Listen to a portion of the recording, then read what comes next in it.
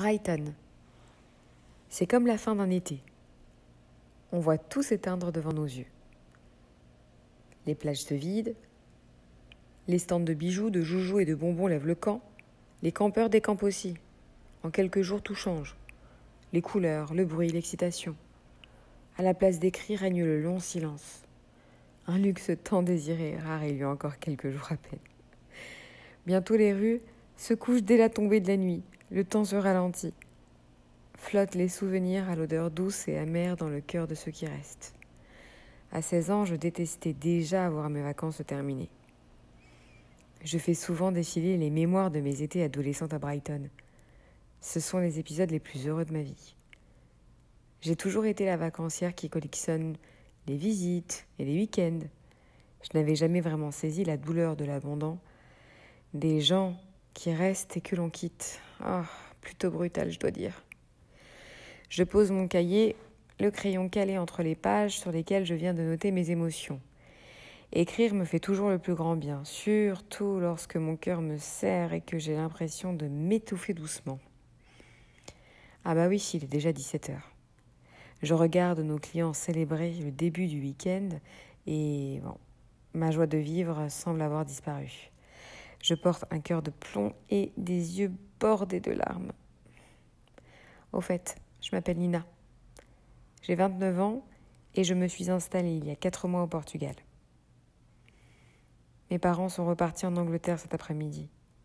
Ils ont séjourné 3 semaines chez moi à Madère. C'était mémorable, mais c'est passé trop vite. Ils m'ont dit être venus parce que je leur manquais. Moi, je pense qu'ils voulaient surtout se rassurer et comprendre ce que je faisais ici. Nous avons visité des lieux qui me tiennent à cœur et qui sont encore secrets. Leurs préférés furent incontestablement l'île des Poissonnes et l'étoile d'Orient. Ils semblent s'être bien amusés.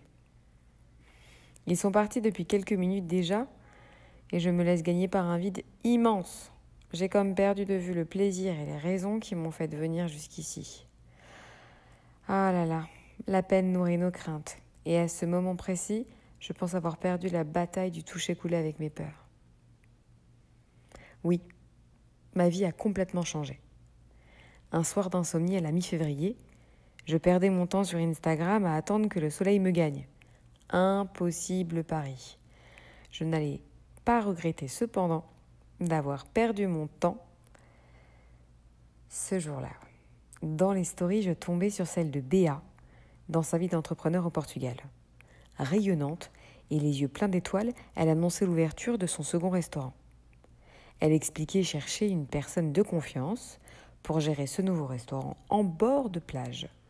Dans ma tête, une voix hurla « Qui mieux que toi ?» si fort qu'elle fit écho encore plusieurs secondes avant que je puisse retrouver le fil de mes pensées.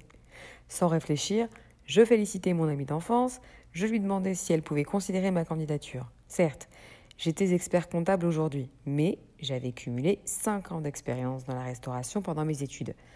J'adorais depuis toujours les lieux de vie.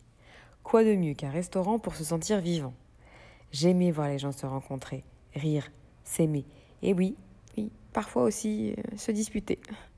J'expliquai enfin à Béa que si je pouvais me charger de la gestion du restaurant, je pouvais aussi m'occuper de tout l'aspect financier. 2 semaines plus tard, j'avais quitté mon job, mon appart, mon mec du moment et je décollais pour Madère. Ici, tout semble si simple. J'apprends le portugais, j'ai des amis, je rencontre de nouvelles personnes tous les jours.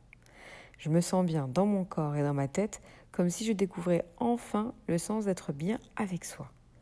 Les jours flottent et passent intensément. Mais avec l'arrivée de mes parents, les choses semblent avoir un peu changé. J'ai mis ma nouvelle vie entre parenthèses. Ils ne m'ont rien demandé. Mais bon, je voulais profiter avec eux parce que le temps nous était compté. Et je tenais le chrono bien serré dans ma main. Le téléphone sonne et me ramène à la vie présente. C'est Béa, elle est à Lisbonne cette semaine. À ma voix, elle reconnaît les symptômes mélancoliques. Elle me conseille de laisser les choses décanter et de lever le pied quelques jours. C'est l'illusion de la solitude qui guette les gens heureux. C'est un moment que tu dois passer avec toi-même. Et confiance, m'explique-t-elle avant de me faire promettre de l'appeler si j'ai besoin de parler. Je suis son conseil sans broncher. Je rentre à la maison. Immobilisée par la peur, j'invite la détresse et la tristesse lorsqu'elles frappent toutes deux à ma porte. Vendredi soir, je pleure. Samedi, j'annule mon dîner avec les copains parce que je suis fatiguée. Dimanche, il pleut. Lundi, c'est mon jour de repos. Et puis mardi, je regarde les billets d'avion pour rentrer à Londres. Sur Kayak, chaque vol m'angoisse plus que le précédent. Que vais-je faire là-bas ? Je n'y vois pas de futur. C'était déjà le cas avant de venir. Alors bon, c'est sûr, je pourrais y aller pendant les vacances, mais dans ces cas-là, je préfère attendre décembre. Les mots bienveillants de Béa prennent alors tout leur sens. Devant mes yeux, la couleur de l'instant revient à la vie. L'eau a meilleur goût, le canapé est plus confortable, l'appartement de 100 mètres carrés que j'occupe toute seule fait à nouveau 100 mètres carrés, je suis à Madère, je fais ce que j'aime, je vis. Et voilà, je ferme mon Mac, je prends les clés, mon Jacquemus, mon iPhone et je m'envole. Il est 21h30 et la plage m'appelle. Quelques minutes plus tard, je plonge mes orteils dans l'eau. Je noie mes peurs et laisse rafraîchir mes idées. Le bruit des vagues apaise mon cœur.